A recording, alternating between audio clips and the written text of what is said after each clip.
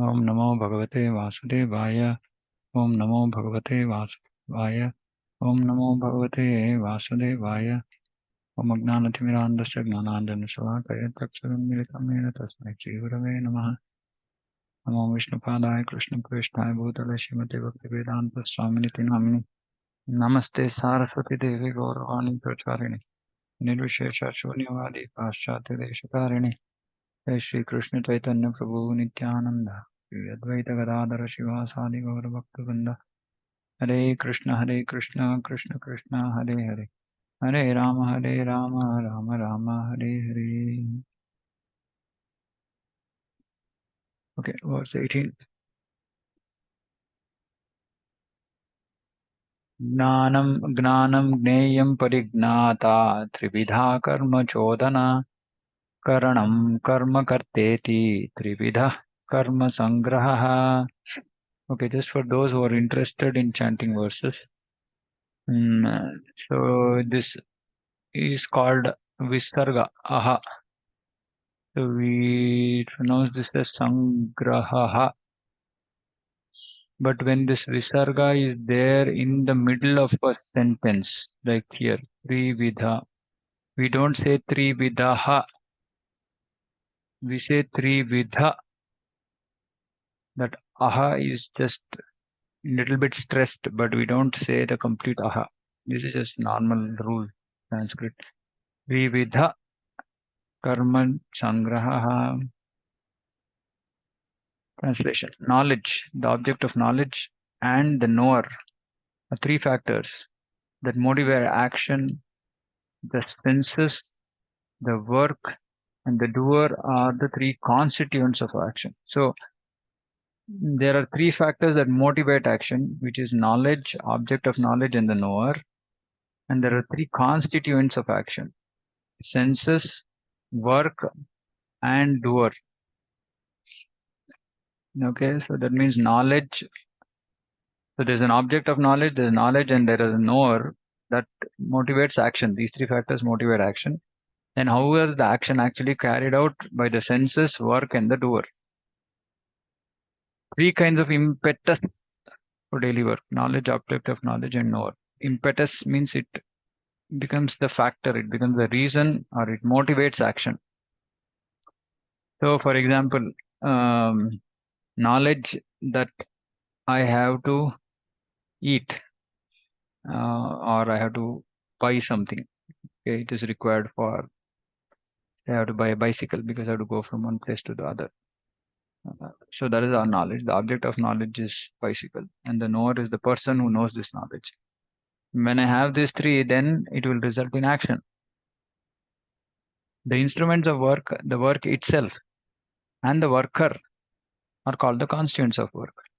The instruments of work, what do you do to get the work done, which are the senses. So the instruments, the work itself, and the worker are called constituents of work. Any work done by any human being has these three elements. So all these six elements are to be present. There has to be factors that motivate an action, and then there is the instruments, the work itself, and the worker, the constituents of action. So all these six things will be there. But very, very important one here is the impetus. Before one acts, there is some impetus, which is called inspiration. So this impetus is very, very important. Any solution arrived at before work is actualized, is a subtle form of work. So Prabhupada is going into a lot of details about work. So, for example, any solution arrived at before work is actualized, meaning I think about how it can be done. This is a subtle form of work. I have not done it yet, but I'm just thinking, okay, maybe I can accomplish it this way. That is called subtle form of work. Then work takes the form of action. So first there is impetus, inspiration. Then there is subtle form of work, which is thinking how I'm going to accomplish it. Then actual action takes place. First, one has to undergo the psychological process of thinking, feeling, and willing, and this is called impetus. And this thinking, feeling, and willing is the work of the mind. So all impetus, inspiration coming from the mind. The inspiration to work is the same if it comes from the scripture or from the instruction of the spiritual master. So this inspiration, if it is coming from me for my sense gratification, just one second.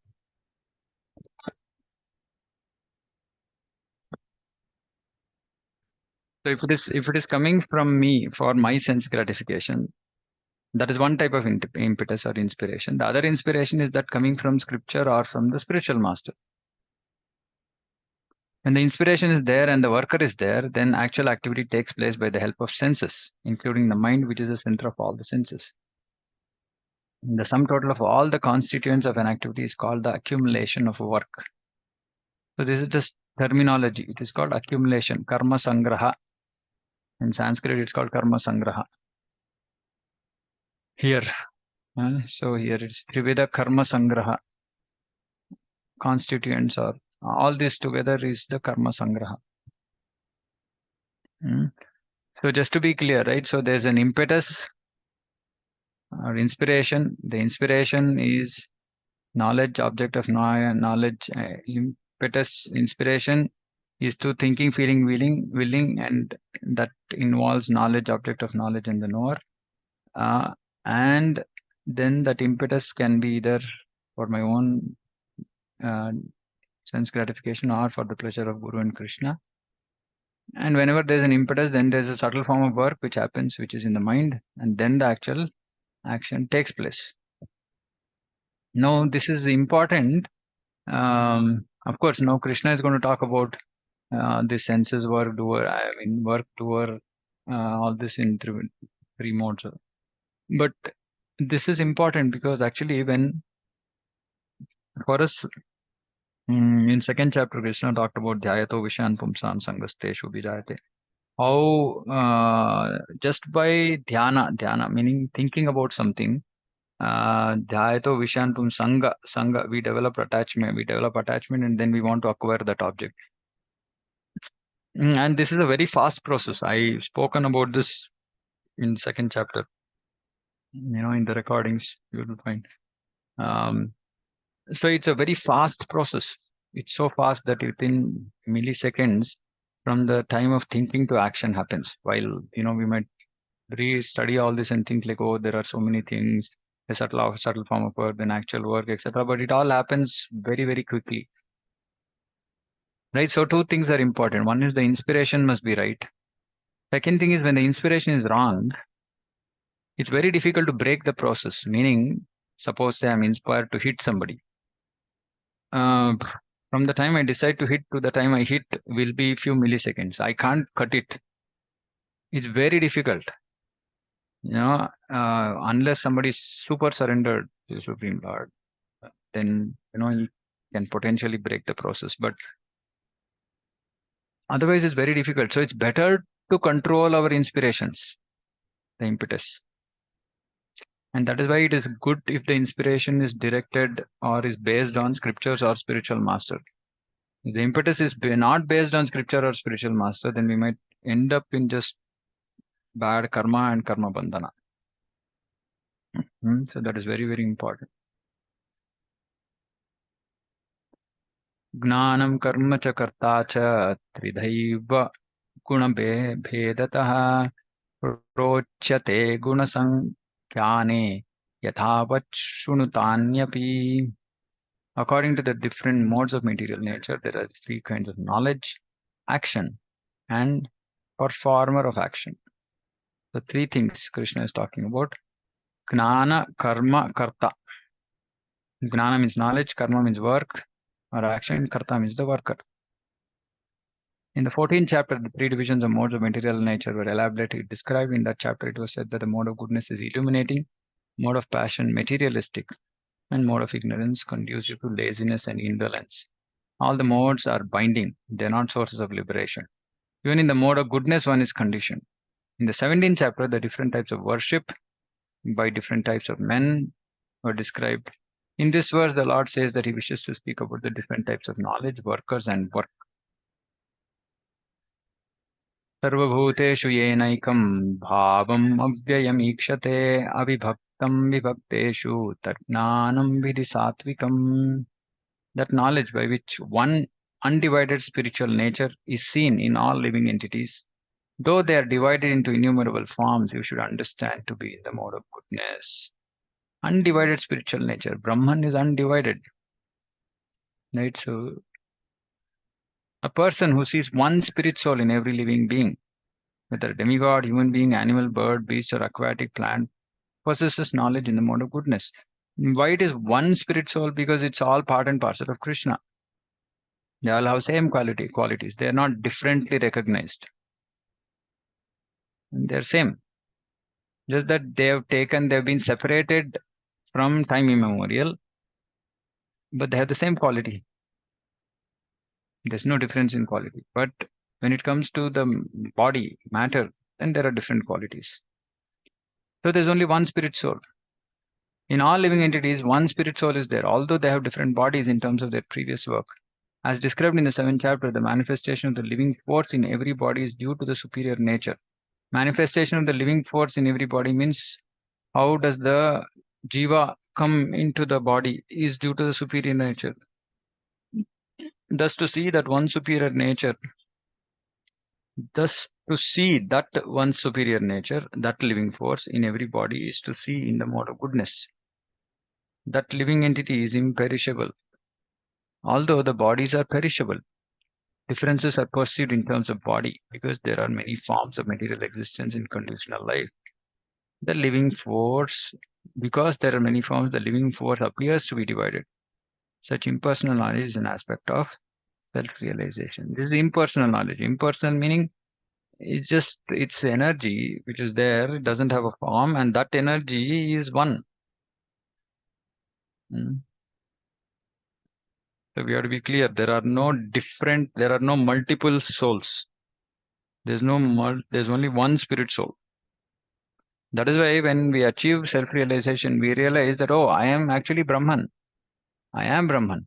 I have same qualities as Brahman. But I'm not Parabrahman in terms of quantity, but I'm Brahman. And I'm Brahman, you are Brahman. We are all same Brahman. We are not like Brahman 1, Brahman 2, Brahman 3. So this is knowledge in the mode of goodness. Anybody has any questions? Is this clear? Yeah, Akshay Prabhu. Prabhuji, this is a little bit confusing. Means everyone is same Brahman and everyone is one soul. Yeah, Because everybody is one soul. But we have been separated indefinitely. I mean, from time immemorial, we have been separated from Krishna. So where did all this jiva, all these atmas come from? All the atmas are separated. We say, no, we are vidhinna amsha. We are separated parts and parcels of Krishna. We are separated, meaning the atma has been separated from Krishna. Atma is a particle of energy. Okay. So let's understand this way. The light coming out of the body of Krishna is called Brahma Jyoti. Just like there is sunlight, and when you see that sunlight coming into your, room through the window, you see some kind of particles. If you see there, you see some particles in the sunlight. You observe that? Right? Some kind of yes, particles you'll see, right? they are like So dust.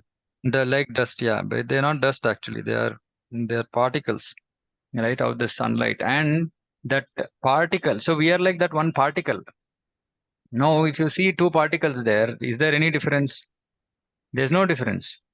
There's one particle, there's another particle also. All of them have come from the sun only. So similarly, there's one soul in this body, there's another soul in another body. Or there are all these particles in Brahma Jyoti. They are all forming they are, it is, they are the composition of that light. Right? And all of them are small, small, small, small lights. Right? But they have the same quality. All of them are homogeneous. There's no difference. And we have been separated like this from time immemorial.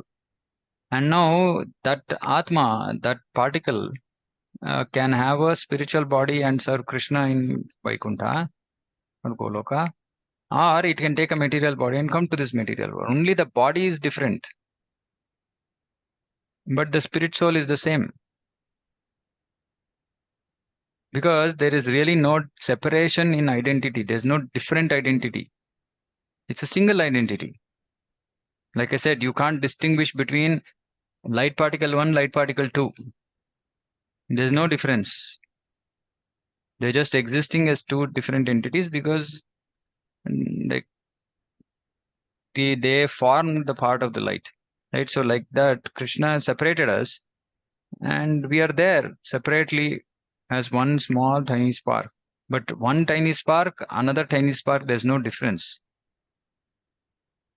So we say that it is one. Okay, so you see this mode of passion definition, then you'll understand. Pratakwena tu yajnanam nana bhavan pratakvidhan veti sarveshu bhuteshu tat gnanam vidhi tajasam. That knowledge by which one sees that in every different body there's a different type of living entity. Type. You should understand to be in the mode of goodness. The concept that the material body is the living entity and that with the destruction of the body, the consciousness is also destroyed is knowledge in the mode of passion. Because here we are seeing the material body itself as a living entity. So there are different types. Because the material bodies are different. When you think that, okay, material body is the living entity, then you think, okay, there are different types of living entities. But when you see the Atma inside the body, they're all same. According to that knowledge, bodies differ from one another because of the development of different types of consciousness. Otherwise, there's no separate soul which manifests consciousness. So this is according to this mode of passion, knowledge in the mode of passion. They think that there's no separate soul. All these different bodies are there and they're different because they have different consciousness. The body is itself the soul and there's no separate soul beyond the body. This is their knowledge. According to such knowledge, consciousness is temporary, meaning it is associated with the body. Right. According to this theory, but consciousness is not associated with the body. Consciousness is associated with the soul. But that consciousness is now contaminated. Right? The consciousness is contaminated, in touch with matter. Or else there are no individual souls, but there's an all pervading soul which is full of knowledge, and this body is a manifestation of temporary ignorance. So this is what all these impersonalists and all think. Right? Body is a manifestation of temporary ignorance, but we are all pervading soul. There's one all pervading soul. No, actually, it's not my word. This is something. Or beyond this body, there's no special individual or supreme soul. All such conceptions are considered products of mode of passion. So Prabhupada is giving different types of theories. One theory is that there are different body itself is soul, is a living entity. This is one theory. The other theory is, and here the body itself is soul, there's no separate soul. Other theory is there is no individual soul, but there's an all-pervading soul. There is one all-pervading soul. There are no individual souls. No, but there are individual souls, but they are non-different. That is the actual Vaishnava understanding. Or there somebody else says there is no special individual or supreme soul. So some says there's no individual soul at all. Some say there is no individual soul. Some say there's no soul at all. All these are different types of knowledge in mode of passion. Anyway, the truth or the reality is that we are all individual souls, but we are all non-different. Qualitatively, we are one with the Supreme Spirit. So that is why it is called we are. There is no difference. There are no different types of souls. There's just one soul. Though we are individual. Okay, so we just to understand we are individual souls, but we are qualitatively one with the Supreme Lord. So we are. It is said that we are non-different. That's all. Right? It's not that. It's yeah. I mean, this is all that it is. Right? We're individual souls. We're part and parcel of Krishna, but we are separated from Him from time immemorial. But we are because we are qualitatively similar. We can say that there is only one soul. That's all. Is that okay? Okay, thanks, Prabhuji. Yeah. यत्तु कृष्णवदेकस्मिन् कार्ये सक्तं महैतुकम् अतत्त्वार्थवदल्पं च तत् तामसम् उदाहृतम्. And that knowledge by which one is attached to one kind of work as all in all without knowledge of truth, and which is very meager, is said to be in the mode of darkness. This is the material world. Work is worship.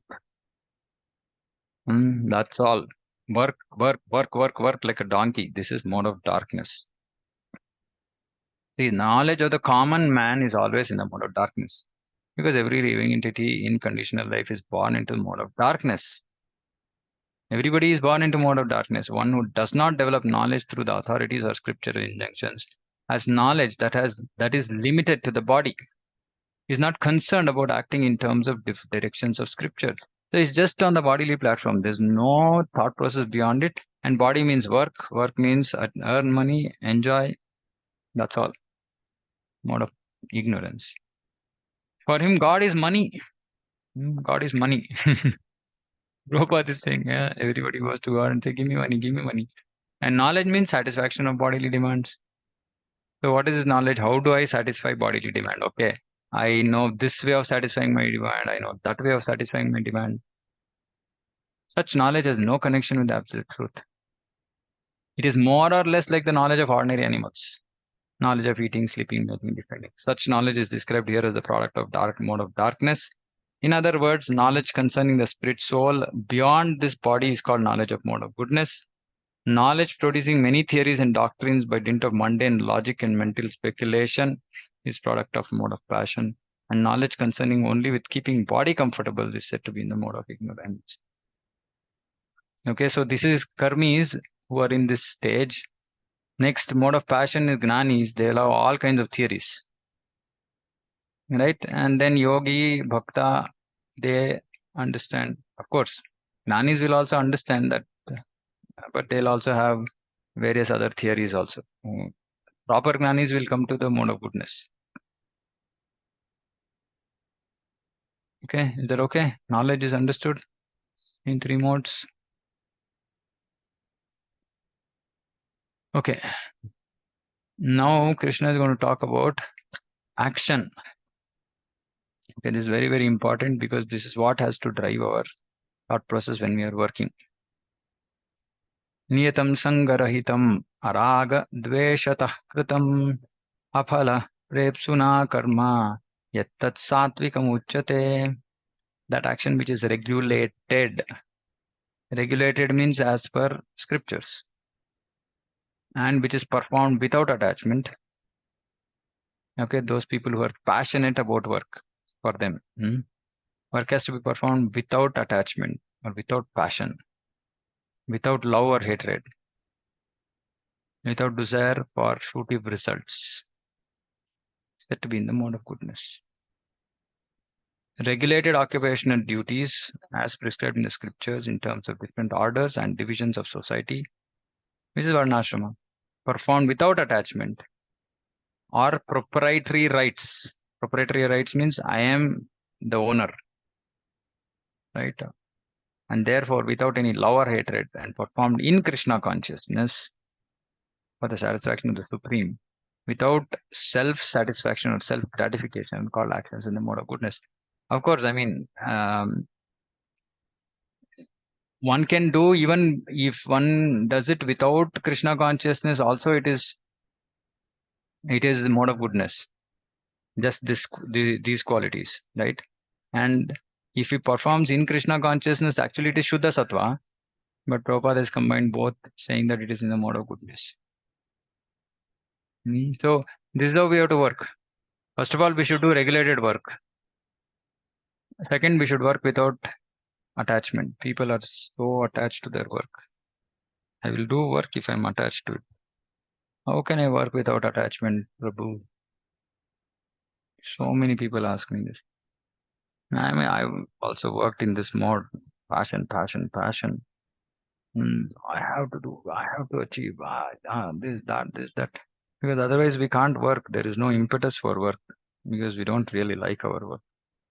So when we do all this, when we develop this attachment business, then we will develop some liking to work because it's self-gratification. Like Prabhupada writes here, self-gratification. So only if you have self-gratification will we work, because work is meant for self-gratification for us. But actually work has to be for Krishna gratification. gratifying Krishna, pleasing Krishna.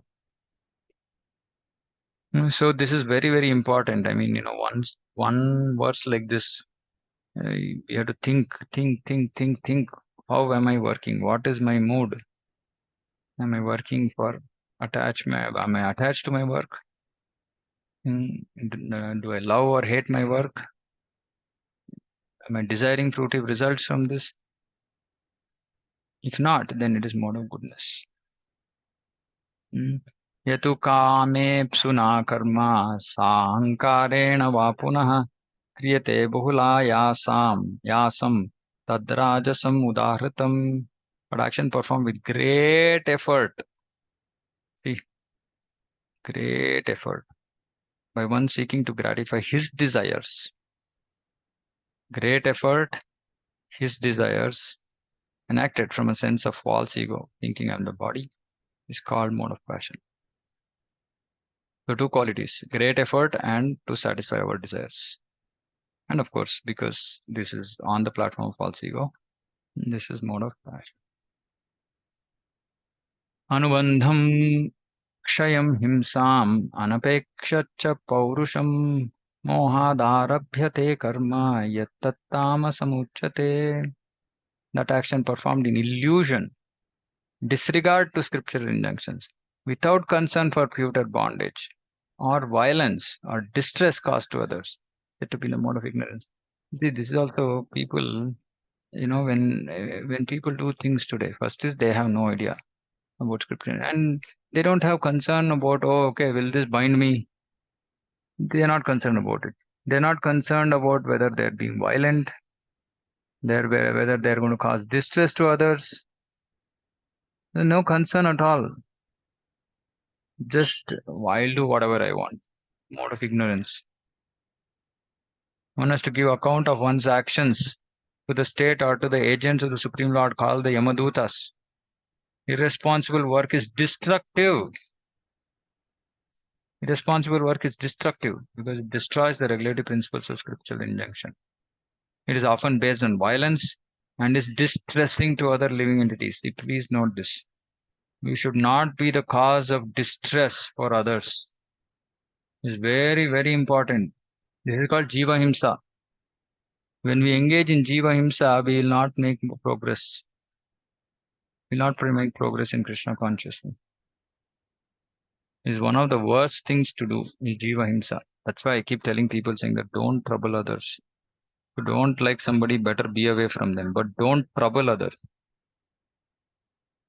At least the first stage is not to trouble them. Then the second stage is accepting them. We should not trouble others. Very, very important. It's very irresponsible, this is. Such irresponsible work is carried out in the light of one's personal experience. Personal experience means what is happening to me, what I am experiencing. So I am experiencing, that person is causing me distress, so I'll cause him distress. And this is called illusion.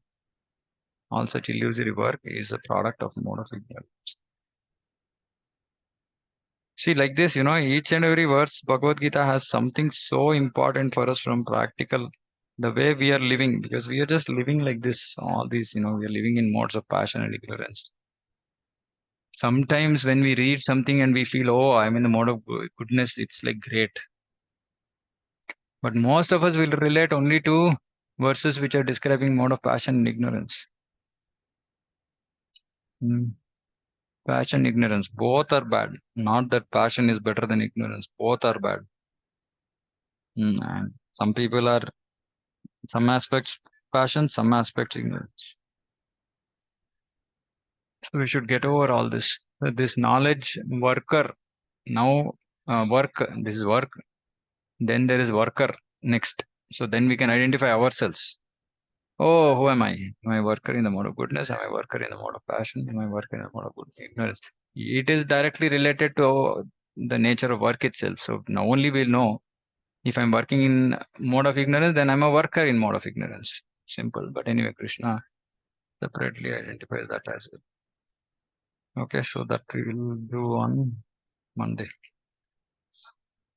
Oh, Monday may not be. I'll let you know if I'll be having, if we'll be meeting on Monday. So, any questions? Is this clear? Any questions? Anybody?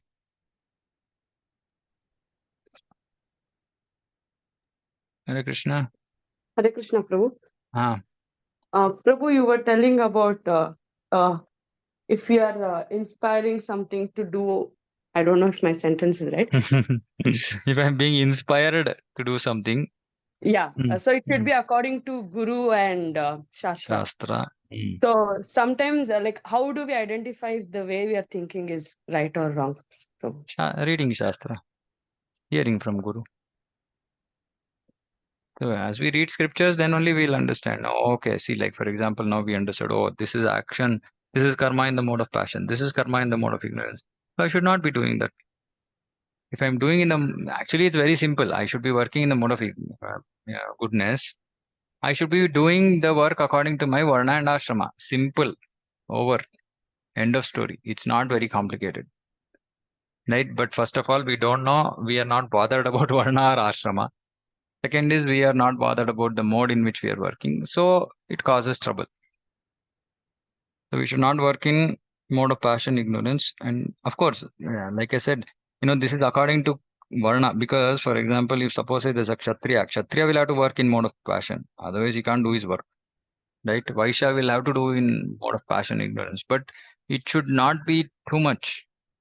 In the sense, it should not be more than what is required. So that is why varnashrama has to be understood context. And then we should not be doing work in the though, for example, a Vaishya is influenced by, say, Rajoguna and Tamoguna, he should not, he should still be situated on the platform of goodness in terms of knowledge. For example, knowing I'm spirit, soul, I'm not part and part, I'm not this body, etc. Right? So then, even though he's influenced by passion, ignorance, it will be very minimal influence. But otherwise, one will just get drowned in passion and ignorance. Right? So, while yeah, Vaishya also is driven by passion and ignorance, but for example, if it's a devotee Vaishya, meaning he is practicing Krishna consciousness, but his vritti is Vaishya, then at least he should be on the platform of knowledge, proper knowledge, and then he should reduce as much as possible passion and ignorance, as much as possible. Because Prabhupada says if you take out that quality altogether, then you cannot remain a Vaishya. So that is why vritti is very, very difficult for devotees. So as much as possible, we have to identify our nature. If our nature is passionate, then we can do passionate kind of work. But we offer the results to Krishna, then it purifies our nature, and then we will slowly and steadily progress to Sattva-guna, which is what is required. Eventually, ISKCON means we all have to become Brahmanas. Prabhupada wanted to create Brahmanas, but this will not happen with everybody. Prabhupada also said this is going to be a core. This is going to be core set of people who are going to actually be Brahmanas. Meaning really the cream of ISKCON will become Brahmanas. The rest of them will act in various other propensities, right? But ideally, because Prabhupada elsewhere also says one cannot become Vaishnava without without becoming a Brahmana. That means that everybody has to elevate themselves. But then we should not look at people around us and say, oh, see, he's acting in the mode of passion, acting in the mode of ignorance. Why should I come to mode of goodness? Because we will be select few who will come and be stationed in the mode of goodness. And that is, I mean, again, who talks about all these things in ISKCON? And nobody talks about all this. Because people won't, I mean, first of all, it's difficult to understand. Second, putting it into practice is a big challenge. So the easiest way is not to bother about all this, but it's not going to help us. At least one thing everybody should do, irrespective. Just one second. At least one thing somebody should do, irrespective of whether they understand all these things or not, offer results to Krishna. At least we should offer results to Krishna. I mean, that is the safest way for us to protect ourselves, irrespective of how we are doing karma. If we are not doing that also, then very difficult. Yeah.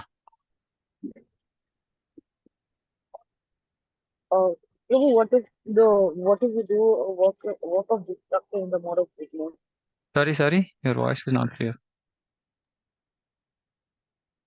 But What if the work is of destruction, but we do that in the mode of goodness? how can that be? how can work of destruction be done in the mode of goodness? Can you give me an example? Some like, no, I mean, at least I cannot do a work without getting inspired or being passionate about it. Yeah. So, in that mode of thing, in some way, the work will be of destruction, but it is not completely wrong. Now give me an And we do example. that in Give me an example. No, I can't think of anything which is destroying, but um, it's mode of goodness. Now, your nuclear bomb example of that scientist, if that is what you're talking about, it's totally mode of passion or ignorance. Okay. but that was to save a country. Yeah, but to destroy, kill so many other people, right? But So see, we have to even in that understand. sense, Hmm. Hmm.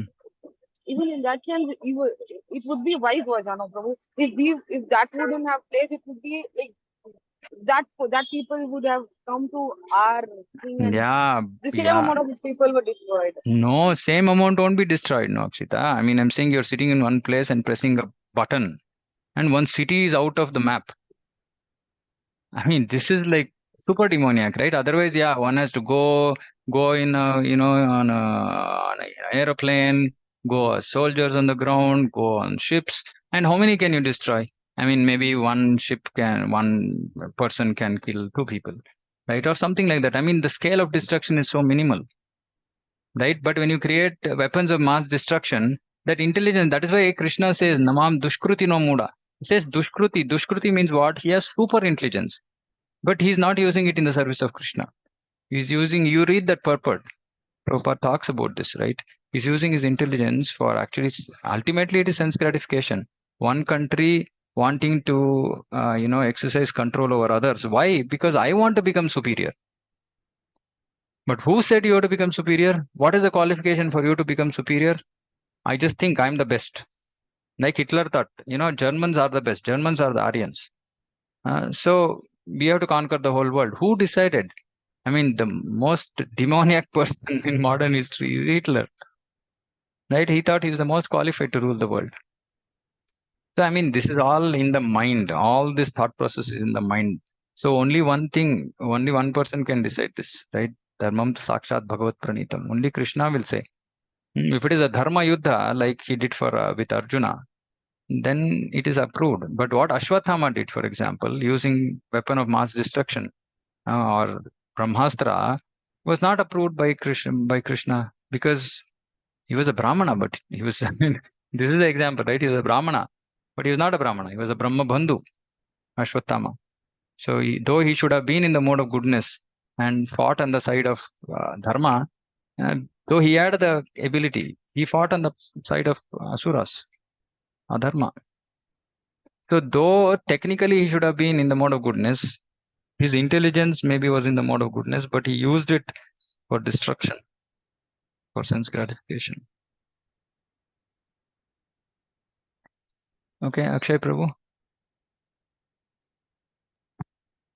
Prabhuji, you talked about without attachment, it is very difficult to work for ordinary person. And I mean, yeah, generally, right? I mean, that's how we work. We're so attached to our work. Yeah. so because we hate means generally we don't like our work.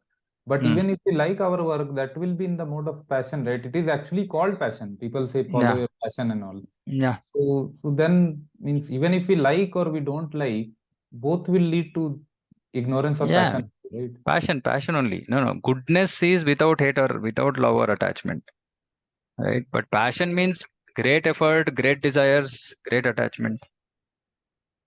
I mean, some people also work, they don't like their work. There are all kinds of people, right? They don't like their work, still they have to work. Some people like their work, still I mean, either way, it is passionate only. Because for one who doesn't like, he has to push himself. So he requires to be in the mode of passion, otherwise he can't work. One who likes it is anyway in the mode of passion. He's saying, okay, I'm going to get results. So maybe what I said, maybe I don't know what confused you, but yeah, passion means just great desires, great effort, totally attached.